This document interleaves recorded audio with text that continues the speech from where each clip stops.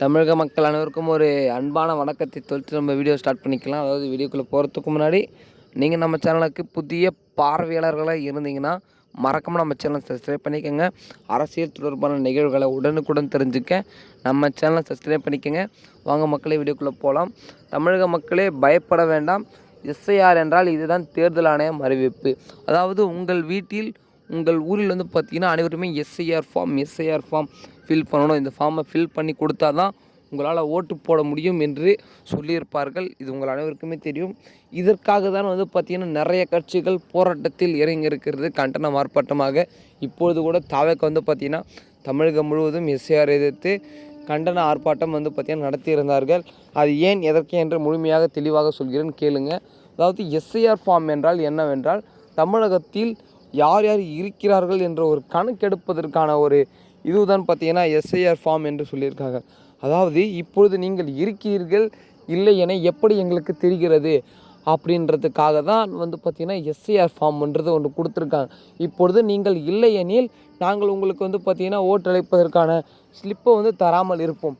இப்போ நீங்கள் இருந்தீர்கள் என்றால் எங்களுக்கு எப்படி என்று தெரியும். நீங்கள் இல்லை என்று நாங்கள் நினைத்து உங்களுக்கு தராமல் இருந்தால் உங்களால் ஓட்டளிக்க முடியாது. ஆகையால் அனைவருமே எஸ்ஐஆர் ஃபார்மை ஃபில் பண்ணி முடிஞ்ச அளவுக்கு சீக்கிரமாக கொடுத்துருங்க. இதற்கான கால அவகாசம் கூட கம்மியாக இருக்கிறதுனால தான் வந்து தாவேக கட்சியினரும் ஆர்ப்பாட்டத்தில் இறங்கியிருக்கிறார்கள்.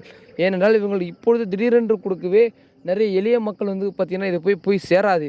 ஏனென்றால் மக்கள் அனைவரும் அவர்களுடைய வேலையில் இருப்பார்கள். ஒரு சில பேர் சொந்த வீட்டை விட்டு வெளியூரில் போய் வேலை செய்வார்கள். அதாவது காலை 6 மணி போயிட்டு மாலை 6 மணி தான் வருவார்கள்.